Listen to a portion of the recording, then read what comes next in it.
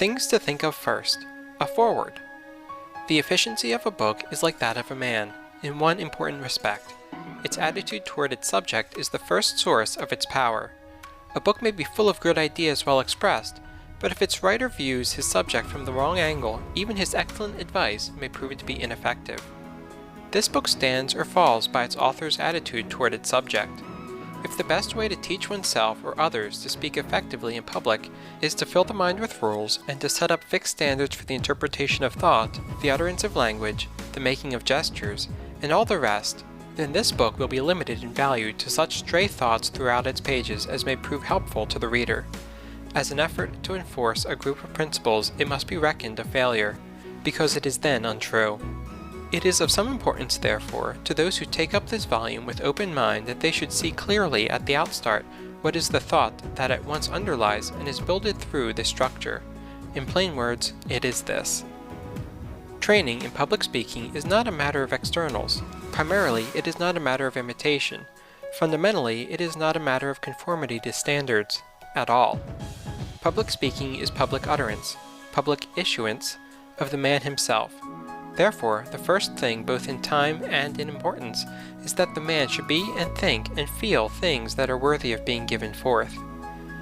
Unless there be something of value within, no tricks of training can ever make of the talker anything more than a machine, albeit a highly perfected machine, for the delivery of other men's goods.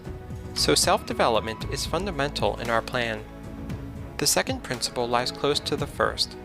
The man must enthrone his will to rule over his thought, his feelings, and all his physical powers, so that the outer self may give perfect, unhampered expression to the inner. It is futile, we assert, to lay down systems of rules for voice culture, intonation, gesture, and whatnot, unless these two principles of having something to say and making the will sovereign have at least begun to make themselves felt in the life. The third principle, we surmise, arouse no dispute. No one can learn how to speak who does not first speak as best he can.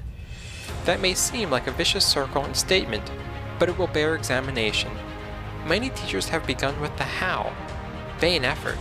It is an ancient truism that we learn to do by doing. The first thing for the beginner in public speaking is to speak, not to study voice and gesture and the rest. Once he has spoken, he can improve himself by self-observation, or according to the criticisms of those who hear. But how shall he be able to criticize himself? Simply by finding out three things. What are the qualities which by common consent go to make up an effective speaker? By what means at least some of these qualities may be acquired? And what wrong habits of speech in himself work against his acquiring and using the qualities which he finds to be good? Experience, then, is not only the best teacher, but the first and the last. But experience must be a dual thing. The experience of others must be used to supplement, correct, and justify our own experience. In this way we shall become our own best critics, only after we have trained ourselves in self-knowledge. The knowledge of what other minds think, and in the ability to judge ourselves by the standards we have come to believe are right. If I ought, said Kant, I can. An examination of the contents of this volume will show how consistently these articles of faith have been declared, expounded, and illustrated. The student is urged to begin to speak at once of what he knows. Then he is given simple suggestions for self-control, with gradually increasing emphasis upon the power of the inner man over the outer. Next, the way to the rich storehouses of material is pointed out, and finally, all the while he is urged to speak. Speak! Speak as he is applying to his own methods in his own personal way, the principles he has gathered from his own experience and observation and the recorded experiences of others.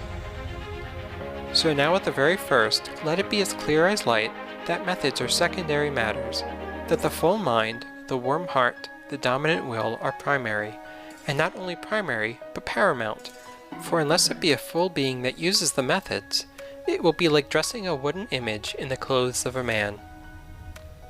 J. Berg Esenwein, Narberth, PA, January 1st, 1915.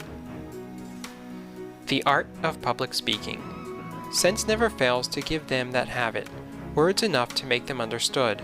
It too often happens in some conversations, as in apothecary shops, that those pots that are empty or have things of small value in them are as gaudily dressed as those that are full of precious drugs. They that soar too high often fall hard, making a low and level dwelling preferable. The tallest trees are most in the power of the winds, and ambitious men of the blasts of fortune. Buildings have need of a good foundation that lies so much exposed to the weather. William Penn. End of section 0.